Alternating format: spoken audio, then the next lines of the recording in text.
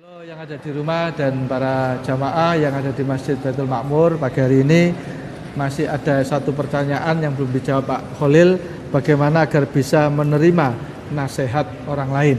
Jadi kita ini bagaimana Pak Khalil kalau diberi nasihat itu bisa senang atau menerima lah hati kita itu. Nah, itu bagaimana caranya agar kita ini bisa senang bisa menerima terima, itu. bisa senang. Kita perlu menyadari sesadar-sadar mungkin bahwa manusia itu katakan lemah. Setinggi apapun ilmunya, sebanyak apapun ilmunya, sehebat apapun orangnya, tetap manusia tidak akan lepas dari sifat lupa. Mahallul khata' wan nisyan, itu manusia. Kalau kita menyadari itu berarti kita akan mau menerima nasihat orang lain. Lebih dari itu sunnah Rasulullah SAW juga demikian. Rasul kita itu Sayyidul Anbiya, Sayyidu waladi Adam, paling polnya anak turun Adam, mau menerima teguran dari orang lain, bahkan dari istrinya juga. Banyak contohnya, sunnahnya. Seperti Nabi nerima teguran dari namanya Dzul Yadain, seorang sahabat yang ketika Nabi sholat duhur atau asar, sholat 2 rakaat, lainnya nggak ada yang mengingatkan. Yang mengingatkan Dzul Yadain. Abu Bakar, Umar takut semua. Yang mengingatkan. Jadi yang perlu kita sadari, kadang-kadang ilham itu, kebenaran itu datang dari orang yang dianggap paling tidak berharga, paling hina, paling bodoh. Karena Allah melewatkan ilham lewat orang ini. Kalau sudah ketemu begitu, jangan lihat orangnya, namanya kalimatul hikmah dhalatul mu'min. Kalimat-kalimat yang hikmah itu ibarat barang hilangnya orang iman. Haitsuma wajadaha fahuwa ahaqqu biha. Di mana dia menjumpai, dia yang paling berhak mengambil itu. Enggak usah lihat orangnya. Itu. Begitu itu dicontohkan oleh para sahabat. Sahabat, para khalifah yang paling garang siapa? Khalifah paling garang, paling keras. Terkenal ya Umar ya. Katakan Asad, macan padang pasir. Setan aja minggir. Setan kalau jalan Khalifah Umar datang, setannya minggir. Setan itu, padahal setan paling berani dengan kita lah. Kalau mau Khalifah Umar minggir setan. Pernah Nabi melihat ketika Nabi pulang dari bepergian, ada wanita yang nadar untuk terbangan di depan Nabi. Tong tong tong tong tong tong. Karena berhasil.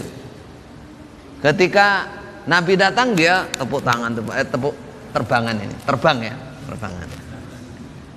Ketika sahabat datang yang lain tetap aja asik terbangan. Ketika Umar datang, langsung katanya Nabi, setannya ngalih kata.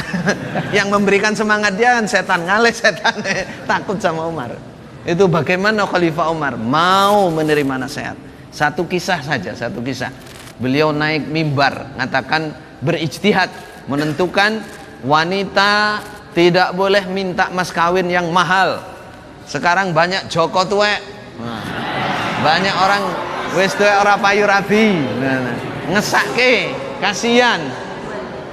Khalifah Umar memutuskan dok di atas mimbar, nggak boleh minta mas kawin yang banyak wanita ini. Turun, dicegati sama mubalighot, daiyah yang hafal dalil dalam surat Baqarah. Katanya, apa lupa ya Khalifatul Rasul, anasita qaulallah wa ataitum ihdahunna qintara fala ta'khudhu. Ma mana qintar? Malan katsira. Malan katsira. Khalifah, apa Anda lupa dengan firman Allah, kalian memberi kepada mereka uang yang banyak, harta yang banyak, mas kawin dan lain-lain. Kok Anda membatasi? Karena batasi, langsung balik naik mimbar lagi. Saya mansuh. Apa mansuhnya? Saya batalkan tadi. Batalkan. Boleh, silakan sesuai dengan permintaannya wanita. Nah, sesuai dengan permintaan wanita. Katanya Khalifah Umar, kullun nas afqahu min Umar. Banyak manusia yang lebih paham daripada Umar. Mengakui. Ketika lupa mengakui. Nah, itulah seharusnya orang iman ya, insyaallah.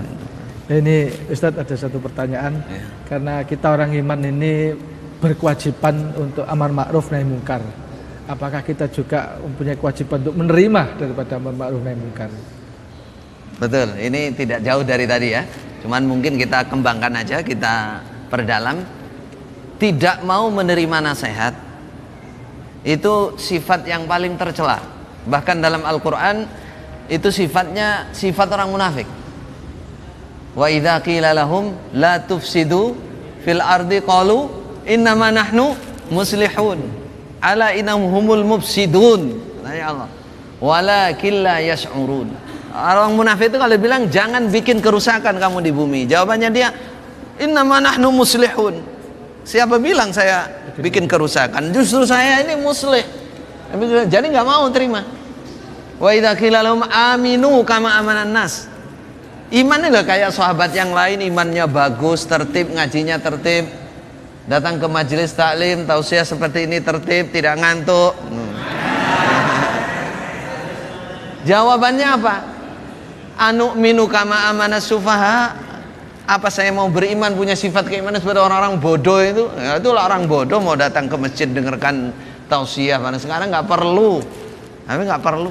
Itu namanya kesombongan, takabur, takabur. Dilarang jelas. Orang iman harus mau menerima nasihat. Sampai dalam hadis sebutkan la yadkhulul jannah man kana fi qalbihi mithqalu darratin min kibriya. Tidak masuk surga orang yang di hatinya ada kesombongan, takabur, walaupun hanya seberat semut. Seberat semut. Apa yang dimaksud kibriya itu? Sombong itu.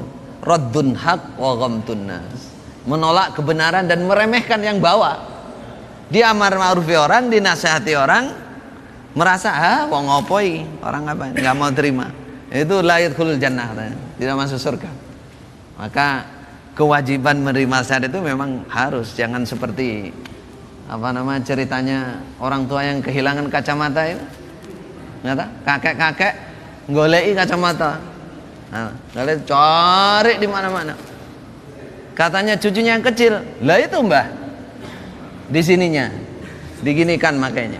Nah, katanya, karena malu, lah sengiki, si toe sing tak golei. Lah yang ini satunya, cucunya bingung, perasaan ya mbah punyanya satu itu. Jatuh di hadapan cucunya. Jatuh di hadapan cucunya. Itu contohnya orang nggak mau terima nasihat itu. Dia nggak akan pernah jadi orang pol, di depan cucu aja bisa jatuh itu. Ya, insya Allah. Jadi harus ada balance, harus ada muwazanah kata orang Arab. Perimbangan, manusia itu harus ada perimbangan, mau memberi juga mau menerima, itu harus imbang. Syariat juga mengisyaratkan demikian. Jadi jelas kita tidak boleh sombong. Manusia itu nggak nerima nasihat itu kan aslinya sombong. Contohnya sombong itu biasanya ya, tempatnya sombong itu kalau mau saya kasih tahu, tempatnya orang alim merasa pinter, itu sombong. Kalau sudah begitu ingatkan sama dirinya, ilmu itu dari mana? Ilmu itu yang ngasih Allah. Katanya malaikat, la ilma lana illa ma 'allamtana. Bisa Allah mencabut sewaktu-waktu, banyak orang berilmu dicabut oleh Allah jadi orang gila, naudzubillah min dzalik. Itu dari Allah. Apanya yang disombongkan? Yang ada harus syukur. Biasanya yang kedua, orang punya harta.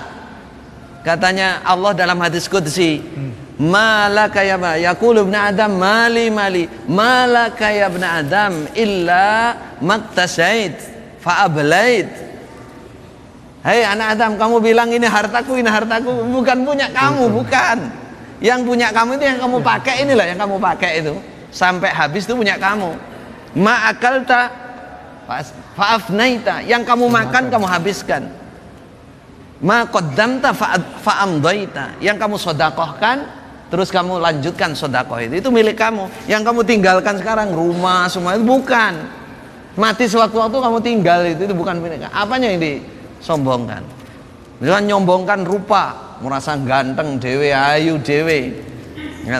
Katanya dalam riwayat sebuah wa ma fakhru man khuliqa min turab. summa ilat turabi ya'ud, summa ya'kuluhud dud. Paham itu? Mengherankan manusia itu, kok sombong. Dia diciptakan dari tanah, kembalinya ke tanah, dimakan oleh ulat. Apa yang disombongkan? Hidupnya menggembol kotoran. Diciptakan dari sesuatu yang kotor, apa itu? Mani. Hidupnya juga gembol kotoran. Apa gembol kotoran? BAB apa BAC? Nah, di sini kan kemana-mana saya gantengnya kok apa ya tetap gembol kotoran itu kemana-mana. Gembol itu apa? Gendong bawa. Bawa kotor. Kalau mati hancur jadi tanah dimakan oleh ulat. Apa yang disombongkan? Nggak ada yang boleh disombongkan. Nah, itu. Biasanya kesombongan itu muncul di situ sehingga tidak mau menerima nasihat. Ya, mohon disimpulkan tausiah pagi hari ini. Baik. Ustaz. Kita punya tujuan baik dalam pertemuan ini. Kita melihat kenyataan yang ada saat ini, banyak musibah terjadi. Barangkali kita semua umat Islam harus segera banyak mawas diri, introspeksi diri, memeriksa dirinya, kemudian menjaga dirinya, menjaga keluarganya. Jangan sampai melakukan kemaksiatan. Kemaksiatan itu mendatangkan musibah. Barangkali dengan demikian kita bisa membantu masyarakat umat Islam khususnya betul-betul negara kita ini bisa menjadi baldatun thayyibatun wa rabbun ghafur. Negara yang betul-betul indah, baik, tentram karena amannya negara, dan Allah Maha mengampuni karena kita mau amar ma'ruf nahi mungkar. Demikian. Baik, terima kasih Ustadz Khalil.